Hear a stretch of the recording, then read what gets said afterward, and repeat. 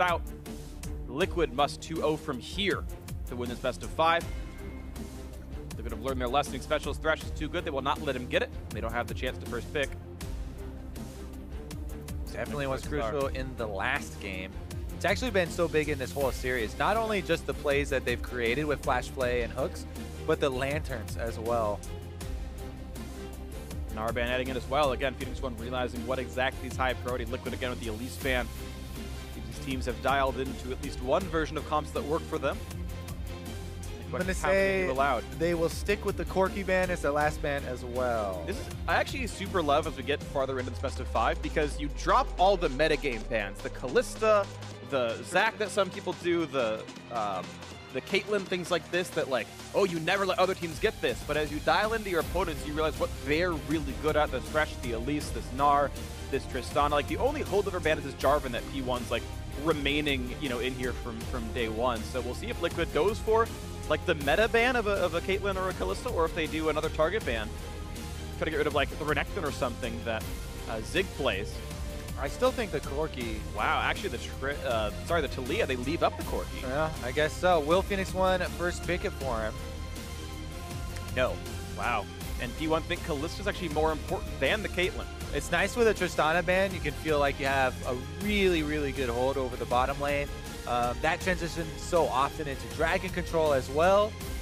A lot of playmaking from bottom lanes. You know, definitely powerful things here. Caitlyn's still available, but she is nerfed, and they were pretty decent nerfs, but people still have that super high priority. The range advantage early on is still insane. And we'll see what else comes through. The Gragas is available. That took some bans before as well. We saw the quick hover onto the Rek'Sai that could have been a steal away from MikeYeung. Since they banned away the Elise, they might want to push him down even further as champ pool, and that will be the Rek'Sai steal away. So Dardoch seeing what P1 values, and the P1 value of this first pick was getting the Kalista over the Caitlyn, which some teams would actually just say the Caitlyn was better anyway, but that was their choice. They thought Kalista was the most important champion available in the pool and took it out. Really interesting, because you highlight the value of taking away the Rek'Sai from MikeYeung's comfort, and I definitely think a lot of the pick here was because of that. Because if we look at default games, Dardoch picks Gragas there, you know, 9 out of 10 times. Yeah. But because MikeYeung has been putting that high priority on the Rek'Sai, steals it away. And even though Mike flashes the Nidalee, they don't select it here early on. And if they don't have him actually pick it, then what's the point? And since it's the same round pick here for Ryu, they might not even be letting it go through and having him drop down further. Sometimes the point is debating it a bit further, saying, okay, do we want Nidalee? Let's wait to see. We know we want Braum here. Let's make sure we want Nidalee. Would you rather take Syndra? Would you rather take Corki? The answer is no. Okay, then. We'll take a little bit more time. So they'll have to swap. It costs them a couple of keystrokes, but they discuss it a little bit longer, and they use that turn for those choices. Liquid have one last pick in phase 1, and they will take the Shen that was banned away in one of the prior games. This is interesting. They can't get rid of all the important things that P1 played before. There's the Maokai that Zig was good at, the Renekton that he was good at, the Corki or the LeBlanc that Ryu had won with as well. TL going to be low on options. I do like the red side last picking solo laner and then throwing 2 more bans into that lane though, so they can protect Lourlo a little bit with the next 2 bans. Plus Shen into Kalista, I feel like it counterbalances a little bit of that early control on bottom lane and the Kalista lane with all the possible plays in a Braum Kalista, and the chase down is definitely very scary. So if there is an all-in down there, Shen kind of adds a little bit of a check that they're going to have to pass. Absolutely the case. We'll see if they can pass that check, or if it's going to bounce and they don't have the balance for it. You know, Shen is all about balance of things, and that's a lore line for you. So chase actually the ban away. I feel like Shen might just outscale it. They will allow the Maokai to go through for Phoenix1. I mean, when we talk about throwing the next 2 bans into that lane, it's Zig has 3 mostly played champions. Well, 2 most played champions. One with the Maokai. And then coming up very closely there with the Jace. But Kled is the one that's still left up for him if he wants to take it into the Shen, which I think is actually pretty decent. So, okay. Yeah, if he likes the matchup, then fine. He wants to bait that one in. Zyra is the ban, but Liquid looks like they want Lulu instead to buff up the back line. They've got Shen Rek'Sai for front line, so tanks are there. Zyra's still a bit surprising to me, but if they thought Zyra was going to lane bully the Kalista Braum out, I mean... It's Pick a more abusive lane than Caitlyn's there. There's not That's many. what I was going to go for. I was like, Yeah. that to me, every time I see that combo, it's like the longest of ranges. Yep. Yeah. Longest natural ranges of conventional champions in that lane. Lulu going to be grabbed, though. Still a good laner. We'll see what comes through in this one. Now, P1 do actually get dibs on a mid lane. They left up the Syndra that Mickey played so many times this series. Yeah, they're going to get that Zig Maokai, which, again, seems to be that Lourlo likes the matchup since they left that one up and banned away the Jace. And Corki will go through, Ryu getting his pick of the litter for the most part. Talia the only, well, Talia and I guess Orianna the only mid lane bans in. All right, we'll see if Team Liquid are going to pay for this one because a lot of teams have given the Corki over to Ryu and regretted it. Yeah. Is it going to be Syndra? No, Cassiopeia the hover right now for Mickey. Again, he had the chance to play the Syndra. I guess he says if you get a Hex Drinker and a Phage, you won't die, so it goes for more of a team fight power. And worth noting that the Caitlyn nerfs did nerf her team fighting with the attack speed per level. Of course, again, 715, not 716, so the trap nerf and the Q path through. Not here. We're talking about the attack speed that got hit in 714. And that's going to be the lock-ins for this entire squad. Really solid late game team fighting from Team Liquid here. Ardent Sensor Caitlyn plus a Cassiopeia. You know, if they can get there on even grounds, they can definitely pull it off. But I feel like there's so much more creative bottom lane, especially playmaking from Phoenix1.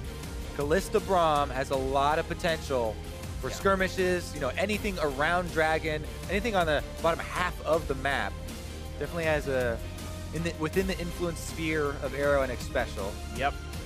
We know MikeYeung, super comfortable on the Nidalee. He'd like to be available on the map, full health, ready to pounce at any time. Corki, a great roamer as well, has good wave clear.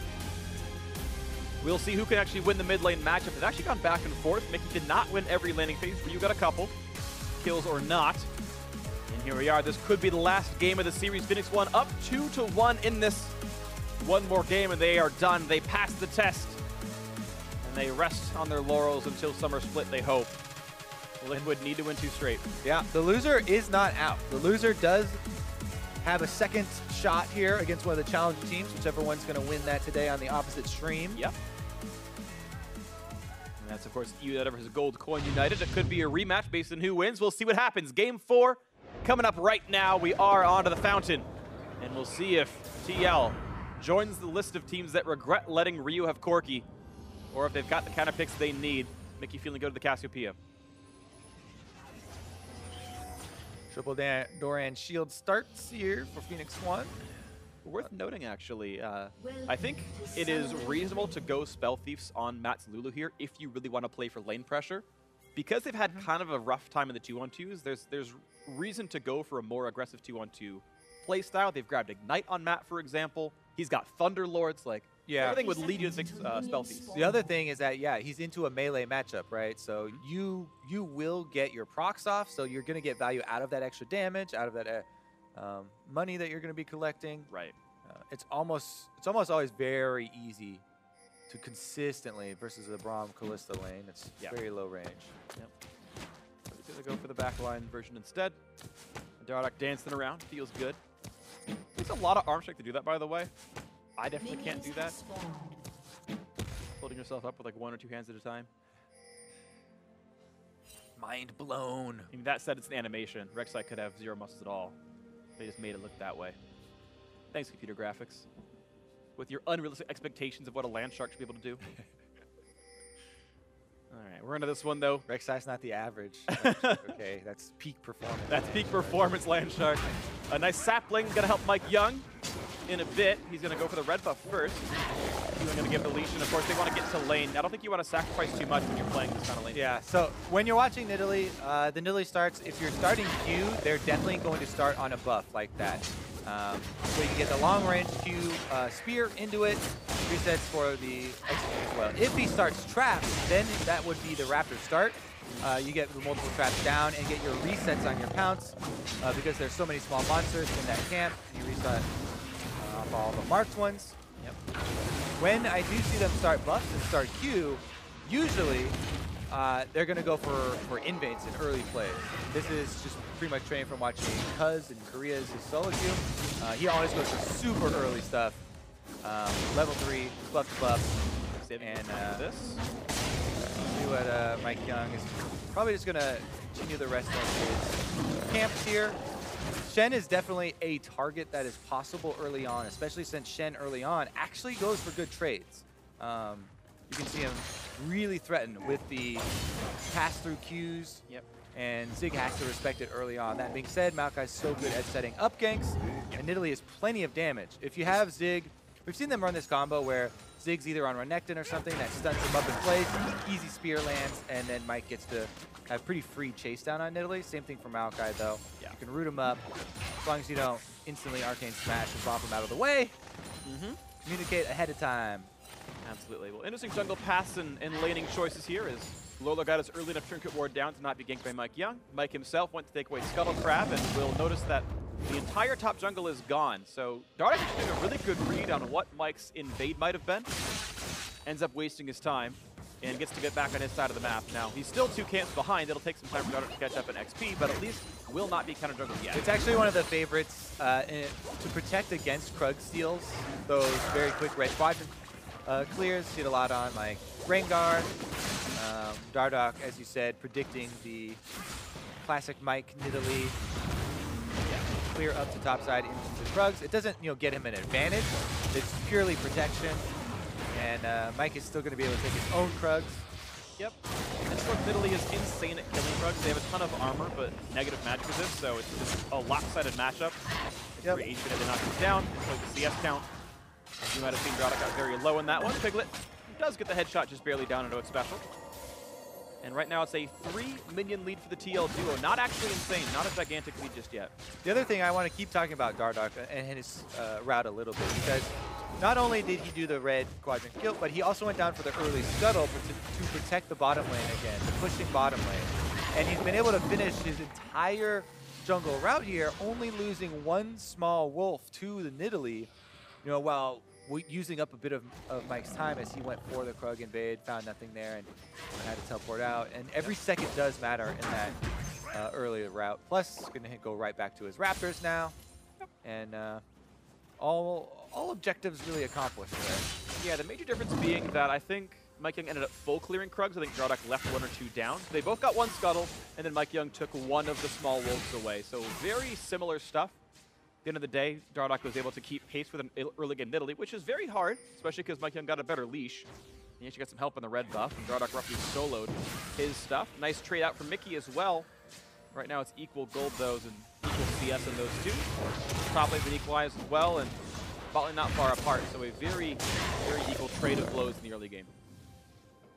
Meanwhile, top side, Lourlo on Shen. He's got the wave very nicely positioned right in front of his turret. Nothing big building up either, so there is a possibility of going for offensive moves around there. Tri-Bush Ward would have to be accounted for if Team Liquid really wanted to move around and set up in that area.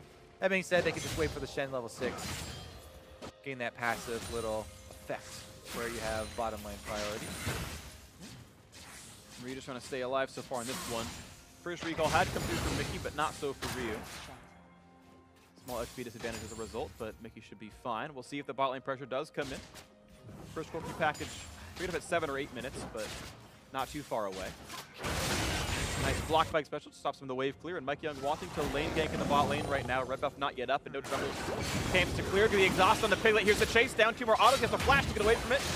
Nice couple of shots from Xpecial, puts him down really low. Another trap, and they're going to almost get the ignite, but Matt wasn't in range. He now puts it onto Arrow, and here comes Rek'Sai. Dardoch level 5, just knocking by the Javelin. They force 3 summoners out of Phoenix1, the same though for TL. Ooh. Nice trade, Mickey getting some good damage. Keep fine, he's level 6, he can go for the ulti. Not gonna put it on the Ryu though. Yeah, gotta respect that all in from the Cassiopeia, a lot of mana burned, but it looks like Rek'Sai packing up to the top side too. Ryu does have both summoners available.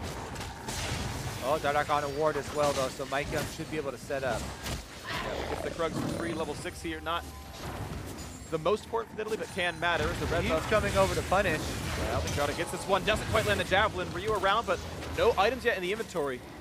But now with this red buff in the fog of war. Oh, you're kidding me! He actually Qs for vision and lands the smite, I think it was. So Dardoch steals away the red buff. Nice little snag there to get it right out of Mike's hands. That was slick. Ryu also able to get back in time since it's a cannon minion wave. He doesn't lose out on the minions for protecting his jungler. Bottom lane turret, though, under fire. Mass out of summoners, though. Only summoner heal available for the flash. Here comes the follow through. Shen is going to arrive. An arrow going to drop for first blood. The taunt is in, and Xpecial going to drop as well. TL finding the win through bot lane. Finally, first turret for the first time all series. Team Liquid again taking the initiative. Matt and Piglet absolutely crushing this lane with the double range matchup and the huge range advantage on Caitlyn. Weakening the turret so much. That Shen at level 6 we talked about. Lourlo had it ready waiting. He backed off from Zig so that there was no interruption. That is first turret gold. That's more kills for themselves. That is the Infernal Drake. That is a large advantage. All gained in one fell swoop from Team Liquid. There you go. 2,000 up. MikeYeung has to trade red buffs at the end of the day. Even with what Dardoch's done before. What a nice dive. Look at that bullying. MikeYeung is up at his rafters, so he's not going to be able to come down and answer. Dardoch answers flash for flash. The turret only takes 2 more shots to kill, and as quick as that, it's over. It's over. 2 kills in for Dardoch. Gets the gank to happen. And Lourlo, well, his TP was down from, I think, some laning phase plays, but that's fine. He gets to walk back up there, going for a defensive build as well. Not the team at rush we normally see out of a Shen, and to be honest, if you're Caitlyn snowballing, you don't need damage yet. Yeah, unlucky for arrow. Missed that too. Ouch. Tilted. That is a tilted. Maybe he thought he was going to get ulted by Mickey, tried to bait it out. Clears the wave easily enough. He's going to time out regardless. Not a bad play out of Ryu. It'll be an equal farm game, though, in the mid lane. If you're TL, I think you wait until you got the penalty again for your next big play. As far as the timers are concerned, Shen ults 87 seconds, and Maokai TP is under 60, so Zig can match by the time Lourlo has a global.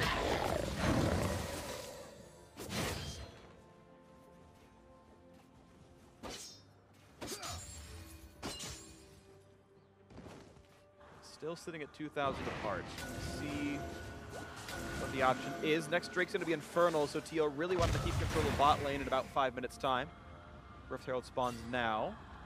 Dardoch just going to, yes, get spotted, but doesn't really care too much. Blue buff going to be an easy handover. Yeah. It's actually not quite an E range. Now he can get it. Team Liquid can kind of milk this advantage that they have early because all right. They're waiting a little bit for Cassiopeia and Caitlyn, you know, to power up, get their items coming through. But because they have such a big early advantage, they can really control a lot of the jungle income and make sure that they get very comfortably into mid-game. Looks like Phoenix1 are going to try and answer that with a Rift Herald for themselves. Yeah. And try and knock down one of those turrets and start answering objectives, but even that siege is not very easy for them to pull off this early. Absolutely. Quick update on the other stream. Other stream's joining us now, so welcome, those of you watching in. E United actually 3-0'd.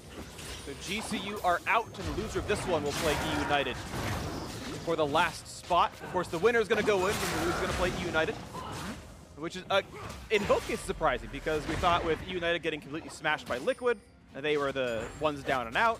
GCU made P1 work for it. We thought P1 was going to be weak, but Phoenix1 had won the first 2 games of the series really cleanly. And TL was starting to make somewhat of a comeback in Game 3. Did so, of course. And we'll wait and see what our final matchups end up being here. Let's get off to a nice early start in the bot lane. TP is now available for the top side players, at least with State United that counts. See if that comes through any further. P1 with MikeYeung to find themselves a good Rift Herald spawn. Yeah, it's interesting to try and even come up with where they're going to use this. They might wait till the Infernal Drake is closer to spawning and try and combine it with that pressure. Zig goes on a long, twisted advance, but not going to find Lourlo. He gets into the minions, so there's no possibility of comboing with the spear. It's a decent summon. I mean, Shen's wave clear is not insane, but I think they're afraid of Cassiopeia roaming up, or the Rek'Sai doing the same, but I think that wouldn't have been such a bad summon to get half the top lane turret down for it. Yeah. But it's going to be instead Corki. See if there's a play on the bot side. Looks like he spotted a ward recently. Has to go right back out. The turret's already fallen, and TL really spending the last 4 minutes straight staying in this lane. They didn't go for top lane to get you know, more out of the early BF sword. At this point now, with the Infernal Break spawning at 145, I think they have to stay down here and play for that next Drake spawn. Yeah, you want to use that Shen presence up on top side. Stand United down there. It would definitely be advisable to set up for some vision around the Drake as of right now. The advanced wards are kind of protect you for the secondary ones when you get closer to the spawn. Because if you're trying to get your deep wards 20 seconds before, and oftentimes it's going to be too late and you will be collapsed upon. It's hard to keep track of the wards in the river at that point, so you have to worry about Maokai flanks teleporting in behind you, you know, getting that snare on your Caitlyn or something like that. I like this play out of Lourlo. He just TP'd to top lane with 1.5 minutes left on the Drake to get his team out to finish the Merc Tread, so now he's got better items than Zig. So either Zig has to match the recall and walk back to lane, or he's got a TP back, which of course is going to lose him Drake pressure. So Lourlo has got himself somewhat of a power spike in time for Drake. It's a smart play. Any Shen players out there, burn your TP before the objective, buy up, then have your ulti for it. Definitely like that a lot. Dardoch going to get shoved out a little bit here, and P1 grouping up to play for this Drake. 30 seconds till it spawns, and this is the vision game now. Yep, as we're talking about, it's a little bit dangerous to fight over that. 30 seconds left. Zig, I think there's no option of him going back at all even. He has to be pinned down. It's not like a terrible scenario. He's down at Tiamat, but yeah, a big of an issue. Caitlyn traps going down also kind of helps on that ramp. It's definitely a little bit difficult to get through for the enemy team. Trinity Force completed almost just in time here for Ryu, as he's about to get right back out there. I think he's got the package. He's belting over there quickly. Level 11 with package with Trinity Force. Yep. Ryu is peeking at the right time. He is peeking at the right time. Here comes the dive on the bot side. A big ulti coming across. Can they find the kill? So they're going to pull back Xpecial. It's going to throw him right back in. Here comes the package. Piglet getting the kill on an arrow, though, and the chase comes in. Some more. Maokai in the front line. A big Megadar, or just, instead of CC coming across, Megadar's not in this game, but Zig. Giant heals coming back in. Now kiting back. Ulti's coming across for the Rek'Sai, and not quite the damage. It can't get the chase, and Dardoch going to be shut down for this one. Another kill coming in for MikeYeung. But Piglet getting some shots in the back of it all. Looks like it's a 3-4-2 in favor of Phoenix1. Able to get more out of it. Ooh, definitely a messy one there, too. Multiple low health kills getting away at the very end. What an exhaust there on the jump in. Mickey, Cassiopeia ultimate was definitely poor. The support only that is attached to a Kalista and gets immediately out. So basically Team Liquid play that one without Cassiopeia ultimate, and it gets very close after that. Dardoch does take the ultimate in, while MikeYeung goes counter dive. He gets the assassination himself. So that's actually the difference in the kills there, one extra, as MikeYeung finds his target, but the exhaust goes down under Dardoch, plus then the Braum stun comes in right after, so he's unable to finish off either Lourlo or Xpecial. Yeah, all those guys very low, the tanks all injured, and that was with Arrow dying at pretty much the very start. He was the first death, and then in the 4v5, they picked up 3. So, back on the map this time around, though, no ulti for Lourlo, no TP for Zig. Lourlo's tool comes back first. Nice scuttle crab. MikeYeung getting away pretty cleanly on this. That's not going to land, and now Mickey looking for a bit of a trade. Arrow's ulti not up for a few more seconds, but it's soon. Shiv done for Piglet. It's going to be a nice power spike. We'll see if we get something out of this. Yeah, the cooldown's very quick here for Phoenix1. Stand United is extremely long cooldown that early on, so they aren't going to have that Stand United. And with it being an Infernal Drake, that means ain't nobody going top. They're going to stick around here. This is a very big prize. Yeah.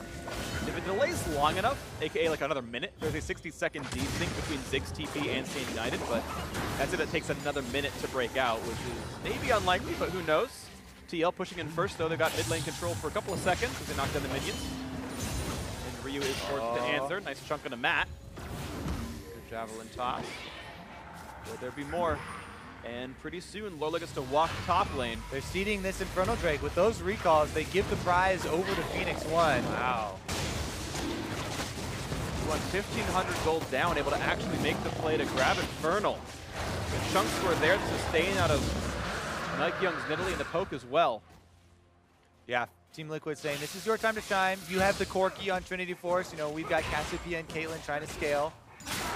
Kalista still has room though, right? You know, you're going to get Blade of the Rune King, and then you still build Hurricane, so there's definitely still spikes to come for Phoenix1 as well. Yep. We'll see when those finally come through. Just for now, waiting around is that objective. And sadly for TL, they thought they had control. They tried to play around it. They used the Shen. They put the dive in, and it was not enough for them. They gave away an extra kill, and they eventually lost that Infernal Drake. Still putting Piglet on the bot side, though. I'm still a little surprised they're not using the Caitlyn to knock more turrets down. She's got that attack damage, and generally speaking, still better items. Individually, Piglet is up 1,400 gold over Arrow. I do feel like a siege tactic would be quite good for Team Liquid. Phoenix1, they don't have the best wave clear.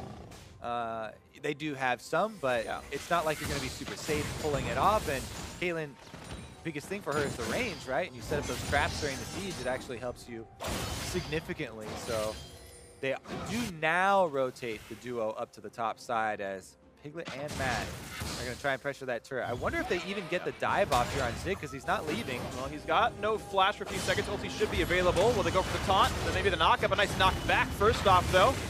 And Dardoch not finding that much time alone, but the turret going to take some damage. Of the team is coming to defend. Yep. So not much to be had, honestly. The time was bought. Ardent Sensor not too far away from that, but not done yet. Meanwhile, Xpecial still scaling up nicely for himself. Not yet any major tank items, but they'll come in soon enough. Ninja Tabby done. Ryu kiting back and forth and getting rid of some more of the vision. Looks to find Mickey. And Ryu got to go for an aggressive build. Never had to go for Hexbreaker. Mickey had the chance of going Syndra and probably forced Ryu to a more defensive build, but Cassie was the choice to go for Teamfight power, saying we're going to late game a lot, let's just do it that way. Yeah. We'll see if it does pay off. Meanwhile, now they can transition Shen to the bottom side. Once again, ults and teleports back up. Yep. With the Titanic Hydra on the horizon. Looks like Lourlo's trying to buy up enough power to instantly clear one of those minion waves. Sadly for TL, they did not get to use that one minion period where Kane Netted was up and Zig's TP was not. They went to the TP during that time, and kind of irrelevant.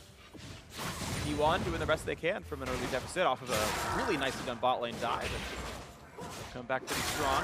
Arrow scaling up. Ruin King done, but still a ways to go for Hurricane. Got another 1,300 to go. MikeYeung killing a Scuttle, and Ryu, first player in this game to hit 200 CS just now, 20 minutes and maybe 12 seconds. Scaling nicely, 2-0-1, 100% KP. In that big team fight, basically all of them had that. Zig threatens the dive, but not going to go for it.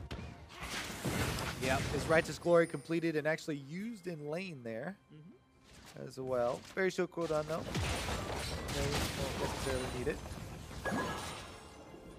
Seeing damage is coming through in this bot lane right there. Piglet was a little afraid of getting jumped on by Xpecial. There was no jungler super close by. Had a bit of free time, didn't go for it, but that turret is losing health. Down to only a few hundred HP left, so maybe TL can knock that turret down soon enough with Piglet's laning prowess and Matt's support. Oh! Ooh, in the top side, they're gonna find Piglet first of all. Now they engage back onto Xpecial. Can the rest of the team join? Not just yet. Ryu, actually the first to roam with the mid laners. Back they go. Yeah, it looks like Lourlo went, had his standing item interrupted there by Zig. Yeah, looks like it. Maokai was able to get in range. So he does not join the top party. It's just a disengage. They trade ultimates. That is a lot of playmaking down for Phoenix1 though, with the Braum and Kalista. Yeah. So now it would be up to Zig to have to join the rest of the team, use that Righteous Glory in, get the Maokai combo, twisted his hands, to try and ensure a team fight if they really wanted to force it. And I have to say, Team Liquid are happy to continue scaling. So unless Phoenix1 do force it, Team Liquid is continue farming. Great multipliers coming through for Caitlyn. Yeah. Cassiopeia now on 2 items. This feels like the power spike to me right here. You just got Ardent Sensor done, you just got Knight's Vow done, Infinity Edge plus Shiv is done. Like, this is where you want to be. This is the TL power spike. Infernal Brick number 3 spawning in a minute. This is something that I think TL really wants to try to use for themselves. We'll see if they can make that one happen. I think top lane tier 1 might actually fall. They give it a little bit more pressure. You have to make it clear the wave and walk up. I think that turret should fall just off the threat of Caitlyn and everyone else. Both top laners have their summoner teleports available. Zig just backed himself for a Kindle Gem. And TL not looking for turret damage. They're knocking some wards down. And, I mean, 40 seconds till Drake, like, you want to shove that wave from the turret, then recall and spend your gold, but no, they're going for something even cheekier, a Baron play, the net over the wall. And they don't know about this. This is so slick, and TL, a 23-minute Baron sneak, and it's going to go off without a hitch. Nicely played the sneak for Liquid. Down 2-1 in the series, and suddenly that is huge. All right, here comes the Infernal Drake. Will they get the consolation prize now for Phoenix1? They have package, and the Baron going down means they empowered recalls might let Team Liquid not even let them have the dragon. Upside on the top side, they're not even gonna be able to get. They keep their duo lane top side. So this is probably going to be Team Liquid also. Oh, unless they can burn it. They're gonna try, but Dardoch is here. He's got a smite. Equal level, but who's gonna do it better? It's gonna be Dardoch yet again. Winning the smite, but against MikeYeung, and he wants more, but this is a bit risky. He's on the package. That was a true smite fight victory there for Dardoch. Outnumbered and alone. Chasing them off, able to get the quick finger for another Infernal, and that is really important. Now Team Liquid got the Baron and the second Infernal Drake. See what they can do with it. They've got the Caitlyn coming through, 10-stack Rod of Aegis Cassiopeia. They're definitely online. Oh yeah. To take this game to Game 5 Silver Scrapes. Absolutely, and P1 dreading the reverse sweep. They are going to lose a lot more this game. Lourlo, the lone time of the top lane turret. 3,500 gold lead. Ryu needs a teammate. I don't think he can solo Lourlo easily. He's going to try, though. Here comes the Gatling gun. Pretty good damage here. What can Lourlo do? Pops the Q, pops the dodge zone. And look at Ryu's health bar just get eliminated. Jumps the wall, the flash to follow, the flash to retreat. And he almost takes a javelin. Now, again, Lourlo must run. Where can he even go? The ward over the wall. And gets to dodge away. Lourlo up a summoner. Meanwhile, mid lane falling. 2-2 is dropped. And Tio going to keep pushing this one. Up the kill, up 3 turrets, up 5,000 gold. And down to the bot lane goes Lourlo for even more. Oh man, Team Liquid are on a rampage here. Lourlo draws so much pressure, wins his 1v1 with Ryu, surprises him with the counter attack, and allows the rest of his team to almost take this inhibitor turret. Wow, almost dead as well. This turret's going to fall. The damage is there. Chase under Xpecial, not need the ulti just yet, but got low on health all the same. Gotta go to the front line, gotta be a bit careful though. Piglet getting poked as well. Corki Nidalee puts a lot of poke down, looks at the ulti, not gonna get Ryu though, he kited away. Walked backwards, stayed alive. Pretty big cooldown there. They might want to get out of town after losing that team fight power, and they do just that. Baron empowered recalls, accelerate the process, and Phoenix1 are reeling from that mid game. What a steal from Team Liquid.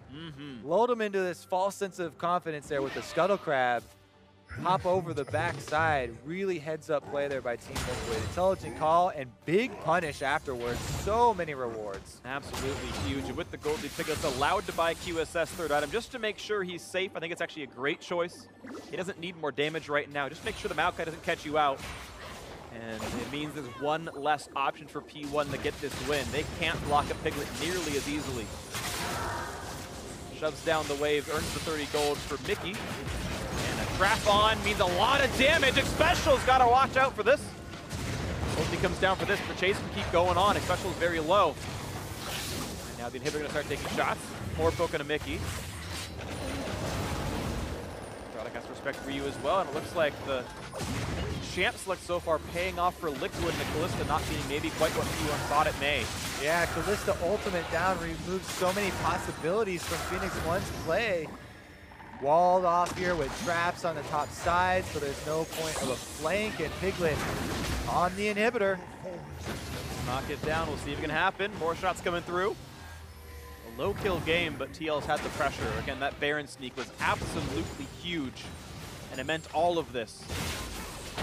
Oh, are they gonna find it? Yes, it's gonna be the engage, but the QS has popped the locket as well, and Zig now running out of health. Mickey wants in, OP for a bit more time. They've got the stunner, there's no way out for especially flashes, and they don't quite have the damage to kill him.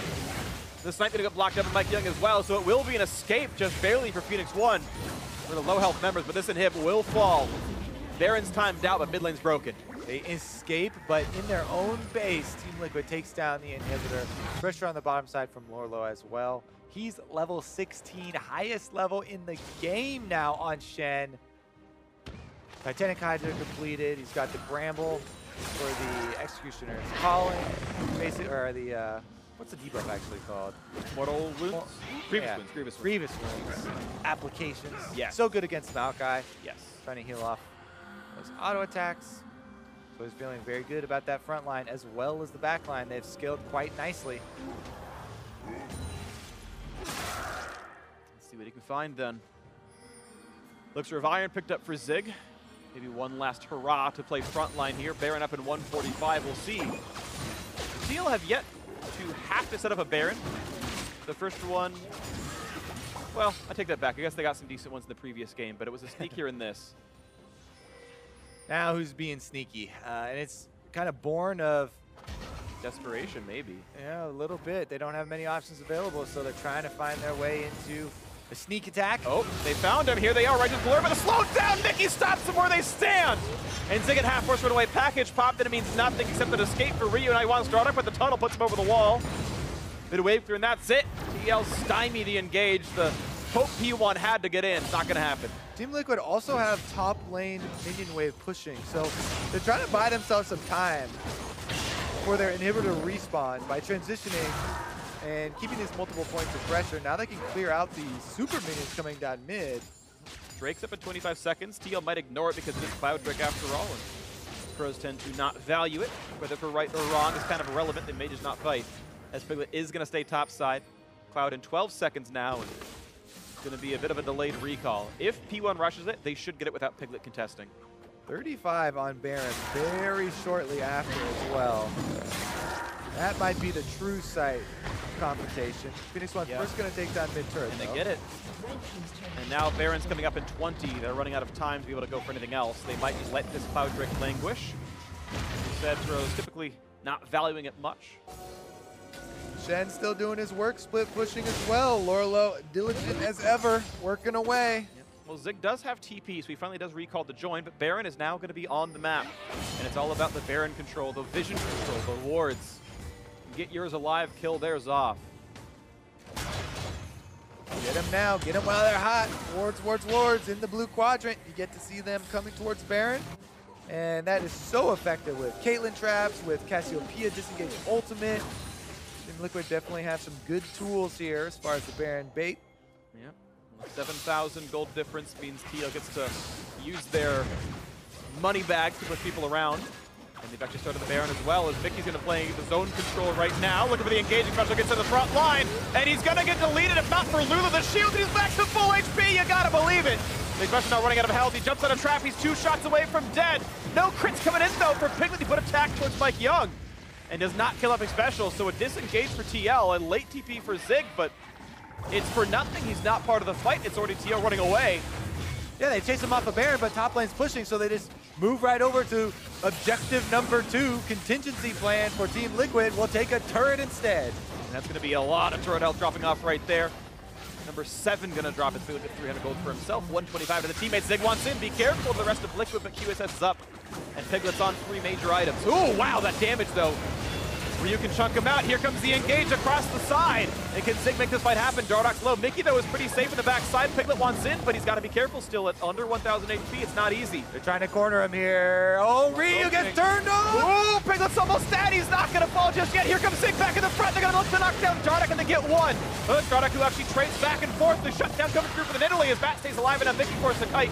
And look for this. Stormwind is going to slow resist. Looking for the damage up, but apply more the front line. The shield is there. And a double kill for Ryu keeps the team alive. It's 4 kills picked up for 2. Phoenix1 have minions on their Nexus turret, but they get the 4 kills. Shen, the only one and they called it a defense because they'll lose the game. They can't Baron. They would have loved to, but they can't. It's also going to... Oh, they're clearing out the wards. That's all Xpecial can do. 25 seconds. Low death timers for Team Liquid. The pressure is just too much. And even though they lose the fight technically 4-2, I think TL still made the right choice in making that attempt because so much of the base died to the dead inhibitor. The inhibitor is going to respawn shortly, so the back door is fairly difficult. You still have to get through inhibitor plus Nexus. But take a look at this chase now.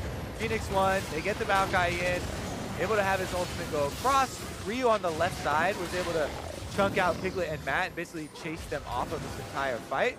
Since they're routed, they all try and turn on Ryu there. Kalista, they can try and secure it, but Team Liquid are out on the field already. This is going to be a fight. Desperation for P1 gonna make it happen. Frontliners found each other. Zig and Lourlo holding up the front side. Lulu cutting away, and Arrow gonna get away from Baron. The dodge zone buys a bit of time, and now Lulu taking take shots through Rio. Locket already popped. They got the taunt out of the back line. Can they kill off Rio? They're gonna try. Damage not there just yet. Arrow pulls back his support. Dardoch still in the front line, finds a knockup. They're trying to kill off MikeYeung, but his own just keeps him up. But Mickey gets the poison kill onto Arrow, and the chase down 3 down already, and Dardoch is on the hunt. He wants Rio. Has the ult, the snipe coming through. They're both gonna try to make it happen. Flash gets Rio away from the assassination attempt just now, but he's running out of health bars. He's running out of space to run through, and there are minions ready to push into the base. There are no turrets holding alive the mid lane. They have to go back for the inhibitor. They can't do the Nexus right now. And they've still got time, though. It's only Rio left alive against 5. There's no way he defends it. Mickey, just for fun, gonna solo the Baron. He needed a real fight, and the Baron gave him one, but now the Nexus will fall, and TL will tie it up 2-2. They'll bring it to game 5. Rio can only sit and watch and do futile amounts of damage as the Nexus falls, and we are 2-2.